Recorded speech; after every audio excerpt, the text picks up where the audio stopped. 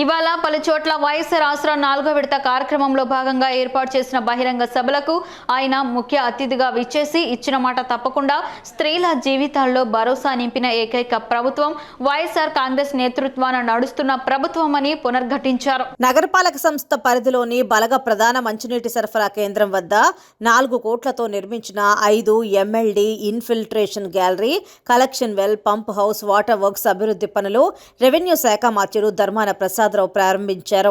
అనంతరం నగరపాలక సంస్థ పరిధిలో బలగ వద్ద ఏర్పాటు చేసిన సభలో, అలానే గారె ఎంపీడీఓ కార్యాలయం ప్రాంగణాన ఏర్పాటు చేసిన సభలో మాట్లాడారు. ఈ 2 చోట్ల ఏర్పాటు చేసిన వైఎస్ఆర్ ఆసరా 4వ విడత పంపిణీ కార్యక్రమానికి మంత్రి ధర్మాన ముఖ్య అతిథిగా విచ్చేశారు. ఈ సందర్భంగా ఆయన మాట్లాడారు.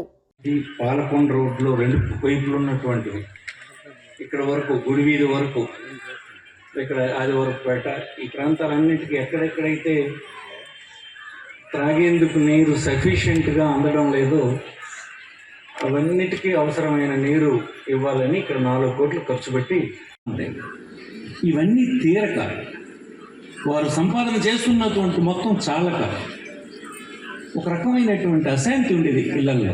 మీరు బాగా మైండ్ పెట్టి ఆలోచించండి, పట్టణాల్లో ఉన్న వాళ్ళు కనుక తెలిస్తే.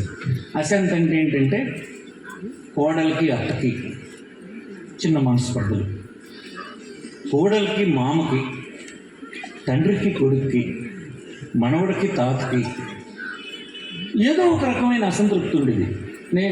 నాకు పట్టించుకోలేదు, నాకు పండుగకి మంచి బట్టలు కొనలేదు, నా అవసరాలకి మందులు ఇవ్వలేదు, ఏంటి ఎక్కడికో వెళ్ళి 4 రోజులు తెలియొద్దామంటే ఈ కుటుంబం భారం అంతా మొయ్యలేకపోతుందని చూసినాం. మా లాంటి వాళ్ళ బ్రతుకులు ఇంతే అనుకుంటాను. స్వాతంత్రం వచ్చినా ఒకటే, రాకపోయినా ఒకటే. మా జీవన ప్రమాణాలు ఏమీ పెరగలేదు, మాకు ఒక గూడు ఏర్పడలేదు. పిల్లలు చదువుకుందామంటే చదువుకోవడానికి అవకాశం లేదు. ఇవన్నీ కలిసి ఒక ఆరోగ్యం బాగోలేకపోతే ఎప్పుడు చనిపోతాడా ఎదురు చూడడమే తప్ప బాగు చేయించుకునే మాకు స్తోమత లేదు, చేసే హాస్పిటల్ లేదు, మాకు పట్టించుకున్నట్టు లేడు. ఇట్లా ఆవేదన చెందుతున్నటువంటి లక్షలాది కుటుంబాలకి ఇన్ని సంవత్సరాల తర్వాత మనమైనా ఇలాంటి పనులన్నీ కూడా ప్రభుత్వాలతో ముడిపడి ఉంటాయి, ప్రతినిధులతో ముడిపడి ఉంటాయి. వాళ్ళు ఏమాత్రం శ్రద్ధ వహిస్తే జరిగాయి అన్నది చెప్పడం అవసరం కదా. మరి మీరు గెలిపించవలసిన మీరు విషయాలన్నీ తెలిస్తే చైతన్యంగా ఒక నిర్ణయం తీసుకుంటారన్నది ఉద్దేశం. మేము ఒక నిర్ణయం తీసుకున్నాము. ఈ 5 సంవత్సరాలు స్వాతంత్రం వచ్చింది,